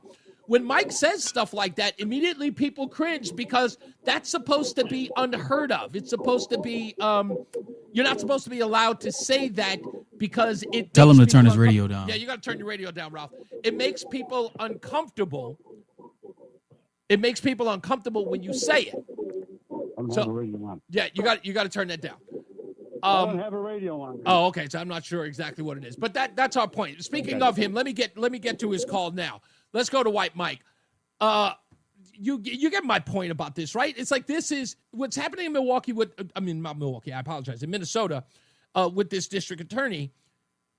In essence, she's saying, look, if the person is black or brown, we're supposed to be considerate of that come sentencing. If the person is white, we can throw the book at them, and no one's supposed to bat an eye. Should you open your mouth about it, you're going to appear to be racist, bigoted, or prejudiced in some way because you know what? You had it coming. You were just born in the wrong skin color. Well, yeah, I guess. I'm of the mindset to throw the book at everybody. And I think that if cops were I had a thought, actually. I was going to talk about something else, but you put me in a direction here. No, I'll get to your point. I'll get to the point to Chad. I just wanted to interject it. This will be entertaining. Okay. I think that we should adopt a corporal punishment model a la Singapore for a lot of minor non-violent crimes. Okay, so was that caning? Is that caning? Yeah, absolutely. Like if you catch some little dude, I don't know, shoplifting from the bodega. Right. He's stealing backwoods or jungle juice, whatever they steal. And they always steal more than that anyway. So it's never one offshoot. Like they don't grab a stick of gum anymore. Yeah. Instead of dealing with this guy in the juvenile system or putting him in jail, why don't we just tie him to a pole and hit him with a wet cane stick like 6 times on his ass? That's what they did. Again, do you remember that back in the day, the guy who wrote graffiti? Yeah. And he was supposed to... He was stealing street signs. Yes, he was stealing street signs. Originally, he was supposed to get 13 whacks, I believe it was, right? And it was reduced, like the State Department got... Because they refused. Singapore says, look, this guy isn't walking away without a whack. Like, it's not happening. We have to set a precedent here, and he's getting whacked whether you like it or not. We are not letting him get away with the law. We're not going to give the impression that if Americans come into our country, they're not going to get the corporal punishment. So they reduced it. I think it was 7. Somebody have to look that up. Yeah, but you know what he didn't do again was steal street signs. Every time he sat down for the next year, he thought stealing's bad. So we should do that. I also think that the Muslims have the right idea when they cut the hands off of thieves. That's a little much. You don't think that's a bit much? Do you know why they do that? I'm assuming so they don't steal again because they don't have hands. No, the reason they do that is, in the Muslim world, they eat with their hands. Oh, okay. Right? So Muslim people also do not use toilet paper. Oh, come on. I do know that, but you don't have to say that. Everybody's grossed out now. There are 2 hands, and the left hand is used for hygiene. The right hand is used for eating out of the communal pot. Correct. Well, if you have no left hand, then you clearly use your right hand for hygiene, and you're a social pariah. So it's not just that they don't steal it, so they can't function in society. They're basically outcasts because nobody's letting you put the dookie paw in the couscous. You said it was going to be entertaining. You never disappoint. And your boy Mark in Hartford brought up the Solomon Schecter case. Yeah. Was that Solomon Schecter in Long Island? No. This is the one in West Hartford. Well, then it's the pattern because the Times of Israel has a huge story from like 3 years ago about their guidance counselor, I guess his last name was Hirsch. Uh-huh. Who some 50-year-old kid came to him and said another school employee spanked the monkey in front of him. Oh, no. And wanted him to do it. And when this kid told Hirsch's response was, well, keep me informed of what he does, and didn't tell anybody. Wow. So then this Hirsch guy finally he resigned after a big cover-up. He's allowed to resign. Then he founded some educational service that he found an LLC for, and the school started paying a salary to that LLC, that educational service, that turned out it was Hirsch, who had been accused of inappropriate relationships with boys 3 or 4 times in the past. Wow. And then forward me the link to that story. That's an interesting. I will. It's Times of Israel. Yeah, please. So apparently it's a pattern. Yeah, apparently this is not isolated. Was the head of students or the director of the school sent out an email, basically that whole thing about crying out in pain as they hit you, that kind of deal. Yeah. Where he said, this is just angry people making up stuff, and we want to, support traditional Jewish values. And I'm thinking, that's kind of not far from traditional Jewish values, pal. you guys run the porn industry. I mean, you don't have a moral high ground to stand on, pal. You are so done. You are so done. God bless you. Get out of here. Goodbye. He's got to make it uncomfortable. He just does. That's just what he does. God bless him, but he's always got to make it uncomfortable. lunatic. Let's go to Aaron and Goshen. How we doing, Aaron? Are you going to come to me after that call? Holy cow. I'm sorry, buddy. I apologize. I lost my whole train of thought, man. See, Anyways, this is why you should never listen intently when White Mike is on. You got to stay focused. Oh, God. So the subject matter completely changed. But anyway, yeah. Regardless, I just look at the hypocrisy with the Democrats, right? Or Sure. just how stupid their base is. I'm just going to say it that way because they obviously know that. You know, during the Biden administration, we don't have a recession because we just changed the definition of Correct. what that is. You know, it's not 2 quarters, it's 4 quarters. It's a whole year it has to be down for it to be a recession, right? Because we never had one of those during. Now Trump takes office and, oh, my God, it's the end of the world. You know, the cost of living is ridiculous. It's like, where were you guys with stagflation, hyperinflation, and how the cost of living went up exponentially? I would say at least 30%. It was actually 40, but yeah, it was crazy. You know, and now all of a sudden it's like, you know, no. Trump is destroying this country. It's too expensive to live here. It's like, I get it. They're just delusional, and they just keep feeding the delusional base, and at a certain point, some people have to wake up. At least I think some people are starting to wake up. I don't think. Listen, I'll tell you this, Aaron. Look, being disingenuous is what it takes in order to be a Democrat. Here's why, and I'll give you a perfect example. You brought it up yourself. The hypocrisy knows no bounds. Like, you know, a big example of what we showed yesterday was when it comes to the president of the United States, what did they tell us? No man is above the law. It's all they stood by. It was over and over again. No one was above the law. We all have to pay. Here's Andrew Weissman, a former federal attorney, talking about Donald Trump in one breath about, you know, it's the rule of law. Everybody's got to be held accountable. When the judge gets arrested, all of a sudden, you don't do this. It's bad form. It shouldn't be done. Here he is right here. Constitutional crisis. Yeah, exactly. Here he is. He's being treated no better or worse than anyone else. This is not selective prosecution. That this is not somebody who's singled out, that he's being treated just like anyone else. That is what it means to have a rule of law. That is what the Justice Department is really signaling and messaging here, is that everyone will be treated, as Merrick Garland has said, as, you know, equally in this country. This is really a great day for America. So there has been a violation here that we know for sure. Now it's a violation when it comes to Judge Dugan. Nobody even knows this woman. We're talking about a former president versus some judge. Well, and actually, somebody actually did break the law. Somebody was harmed. Exactly. There was wrongdoing that took place. This isn't somebody borrowing money that he was approved for. Yeah. Yeah. How about this one, Aaron? Try this one. The value of the loan. Aaron, then paid it back. Did you hear me play this yesterday? You know, of all guys, I wasn't listening. Okay, all guys in the world who would have a problem with intimidating judges, right? This guy talking about Trump intimidating judges came out of the fold and said this. They're trying to intimidate judges. This is not the first time or the second. They've said they want to impeach judges. They said they're going to go after judges who don't agree with them. That is so against the Constitution.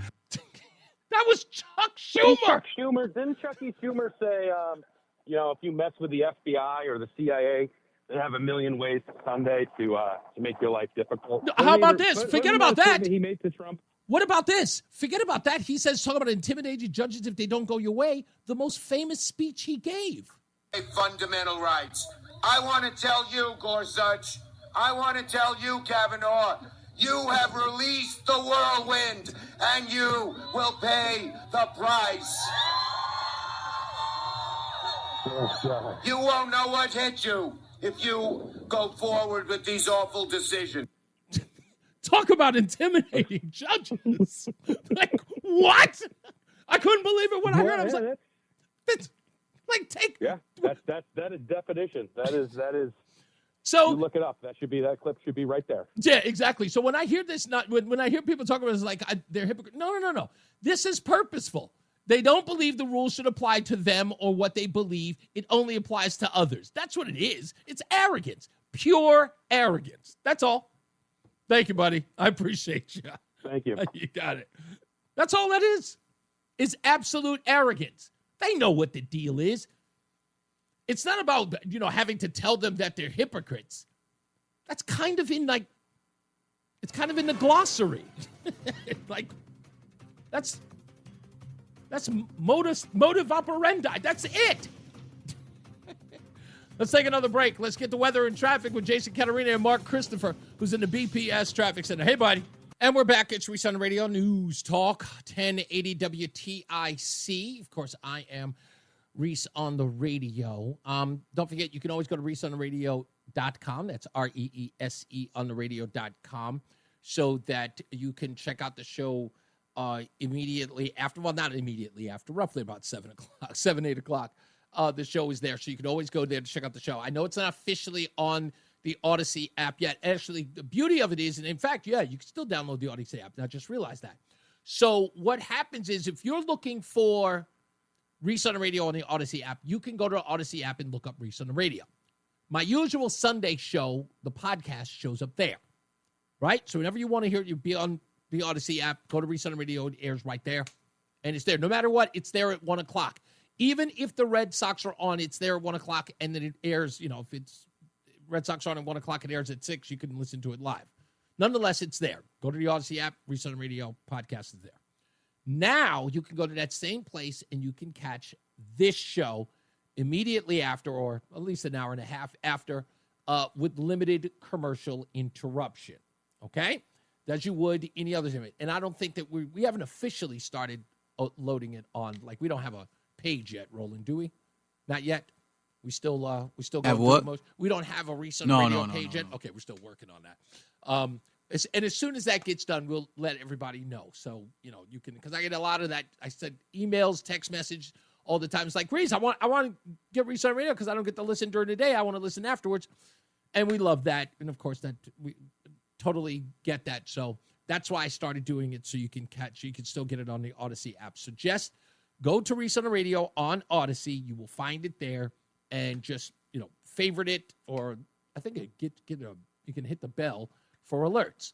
You get it there. If you want to watch it as well, you can go to reeseontheradio.com after the fact, which is why I'm saying go to reeseontheradio.com and let me know how you view the show, whether you listen to it on the radio, regular radio, traditional radio, whether or not you listen to it on the app, whether or not you listen to it online at WTIC.com, if you go to reeseontheradio.com, or watch it on Facebook or X or any of those. Again, it's unscientific, but I want to hear from you. So just go to Reese on the Radio, REESE on the radio.com, and let us know so that you can help us out. We appreciate that because we want to make this experience. We want to, at least in my view, I want to make the show for you in a way that you can receive it. That's the best way to put it. That's all I can. And tell me if you want me to incorporate Roland. He's a little shy. I don't know why, but, somebody who's been in the hip-hop game, who goes out there and he competes, in the bowling circuit. I don't understand how he's shy, but he's very, he's kind of to himself, very reserved. Of all the people I've been, crying out loud, the guy's got an Emmy. You'd think he'd be all over the place, mugging for the camera, You think he'd be like that, but he's just so quiet. I'm the rambunctious one. He's very subdued and to himself. I don't understand that. I've never understood that. I've never been that way since I was a child. I've always been outlandish. Anyway, let's get a check on the weather and traffic with Jason Caterina and Mark Christopher, who's in the BPS Traffic Center. Mark, as a DJ, you've got to be sort of, outgoing. Are you the kind of guy that shouts, we don't need no water, let the mother? No. You're not that guy? You're not like on the microphone during the thing? I interject when there needs to be some interjection, but I'm not talking after every record. Yeah, you don't do any of that. Come on, please tell me that you do one of my favorite things that DJs do. Okay. You do that one. Oh, hold on a second here. Hold on a second. I knew, while you're figuring it out, let me tell you this great story. We knew this guy who was at a wedding, who was a DJ at the wedding, And during every speech, when the parents are speaking to the best man speech and then the maid of honor speech and all that other stuff, the father gave this heartwarming speech that had every person in the room with wet eyes. And the DJ immediately, when he finishes the speech, the DJ goes, wah, wah, wah, give it up for Dad. Oh, yeah. You get the horn, huh? I love it. Oh, my God. Yeah, I don't generally do that. You don't do the point where I let the bride and groom be the stars, but, I'll jump in if I have to. If the crowd wants to interact more, I'll interact more. If they don't, I'm not going to. So you don't force it? No, I'm not the guy that's going to be yelling and screaming between each record. Every time I've ever DJ'd a wedding, they always ask me to MC it. Always. Because I'm a radio guy. So they go, yeah, we're going to need you to MC it because we don't have anybody to speak. I remember for me, the transition was hard going from working in a bar to a wedding because during the cocktail hour and the dinner, it's kind of mellow. Yeah.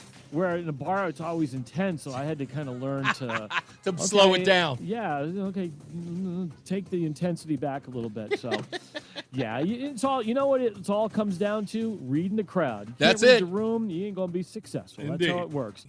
What's up, everybody? You know who it is. You know who it is. You know who it is. It's Reese on the radio. Frederick Douglass of the 21st century. It's WTIC News Talk 1080. All right, I know we usually get the usuals who call in, but I want the newcomers. I know the folks who don't normally call.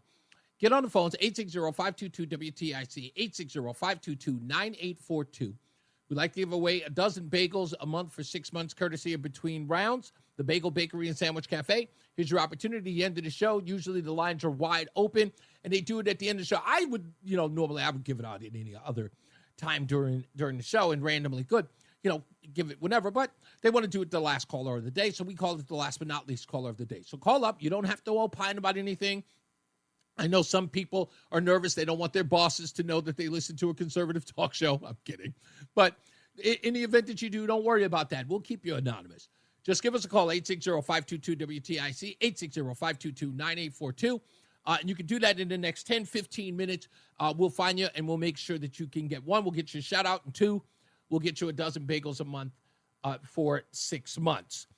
Tomorrow's show, let me just give you an update. Attorney General Tong is suing the Trump administration again. Again. Wow. Again. This is so crazy. None of this stuff is working. As you heard me play earlier, CNN, Breonna Keller, just, again, and you look on the people's face in the newsroom, like how distraught they are with all of the efforts that they made, reporting ad nauseum about how horrible the Trump administration is. And the numbers for Democrats continue to go down. Why? Because of garbage like this. God will build this world from love. People are laughing at them.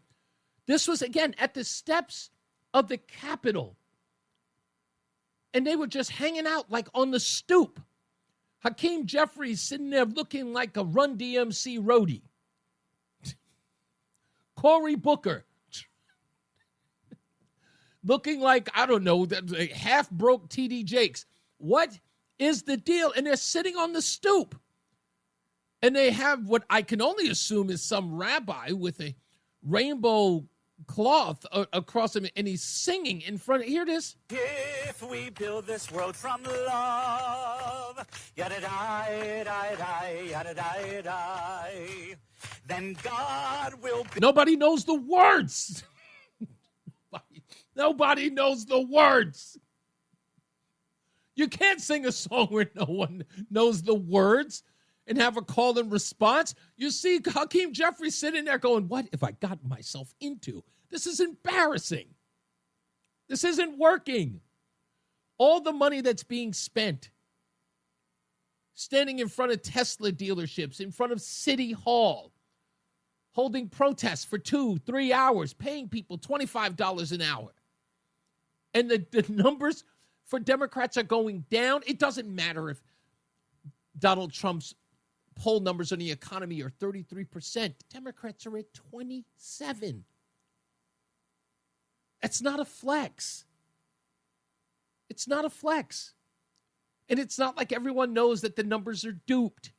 Like the numbers are completely fudged. It's not like no one knows.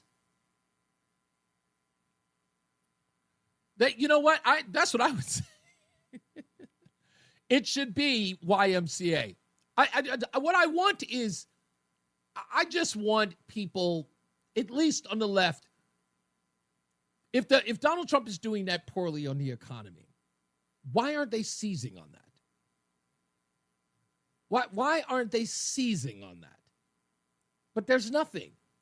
Instead, it's protest about, and this is another thing. This is another thing. If you can all do a little bit of homework for me, just really, really, it's a still simple thing. If you know someone who believes that we are at a constitutional crisis, if you are listening to my voice and you believe that we are at a constitutional crisis, I only want one thing. And you can send it to me on Facebook, send it to me anywhere.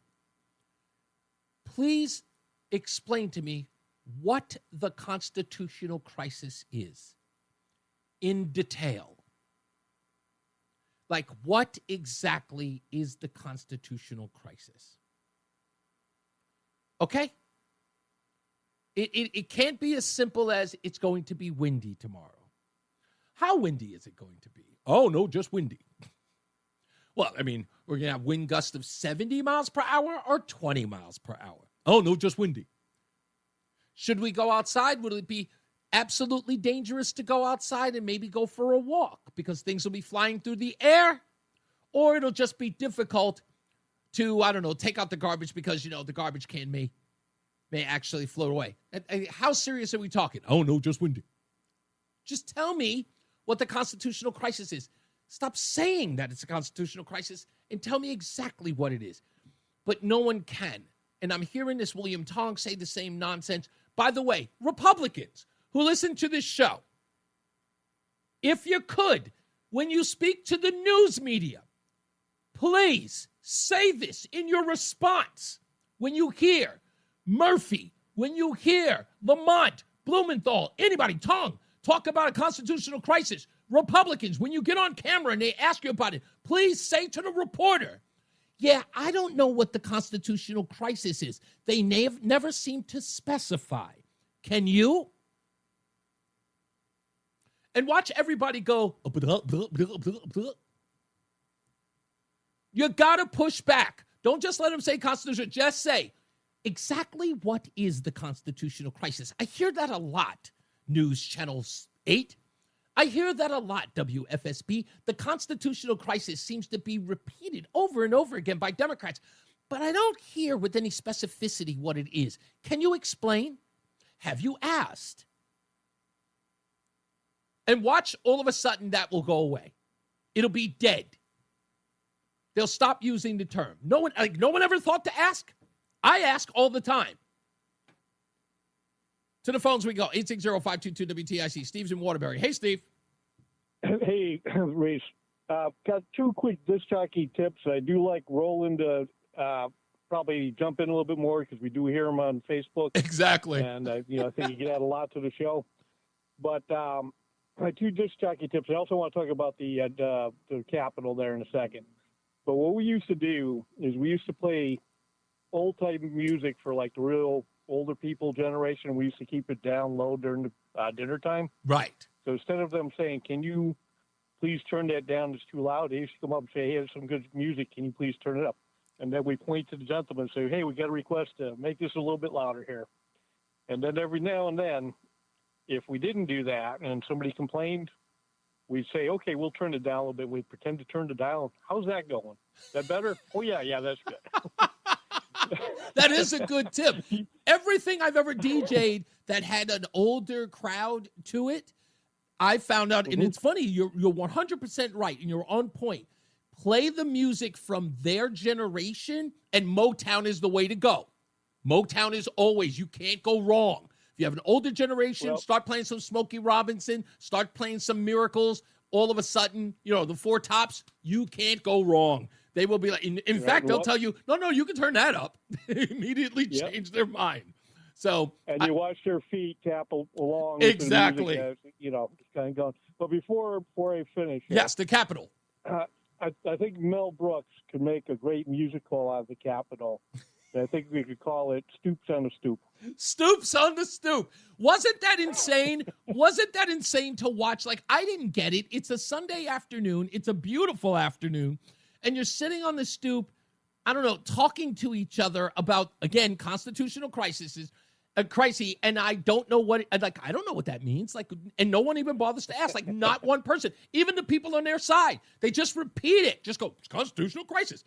Here's Tim right now in the chat room. He says, "I would explain the Constitution, but you don't go to college." Okay, Tim, I didn't ask you to explain the Constitution. I asked you to explain the constitutional crisis. And again, what do? You deflect. You obviously can't answer the question.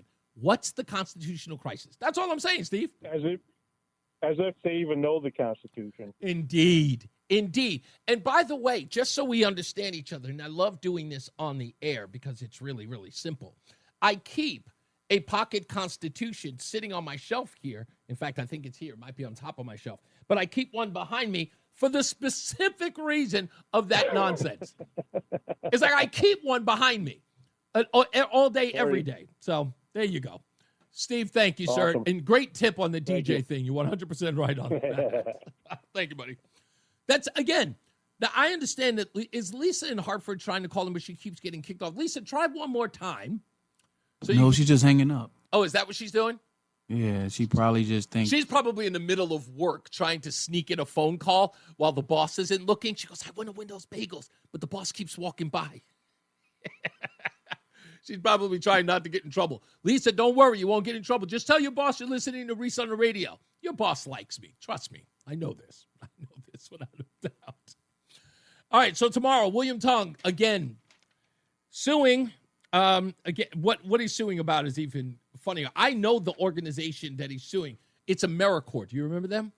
Please tell me you know something about them, Roland. Or do you? What was the other one? Job Corps?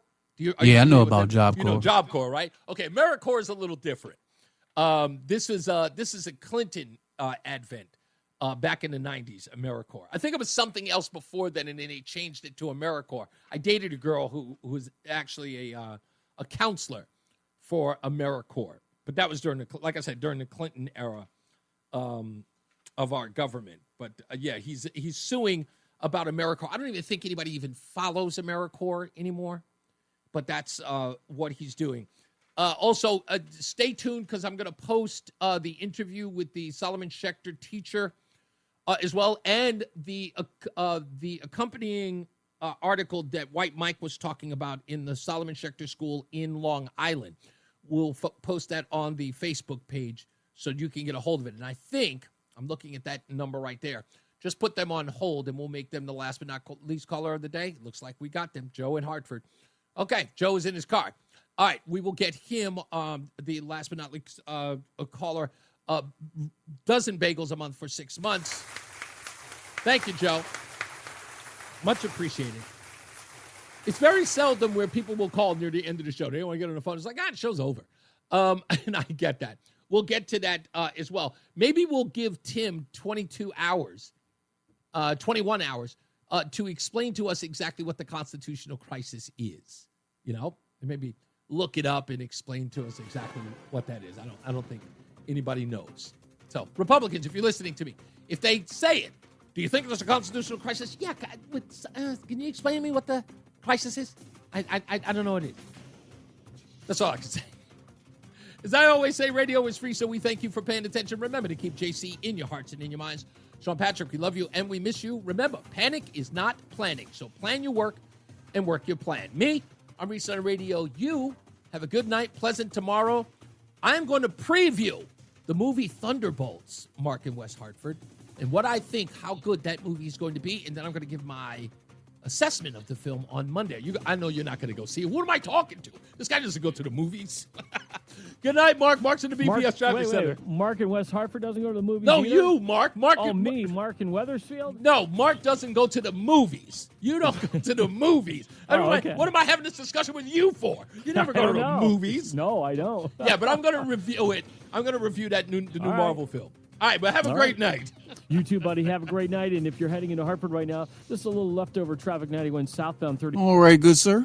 We do have an All right, accident you got it, buddy. on the Chronicle Rocky Hill line, We'll 91 see you north between tomorrow. 22 and 23. See you tomorrow. All right. Hump day. Humpy. Way. So right shoulder block, just a little bit of a delay, rubbernecking at that after that.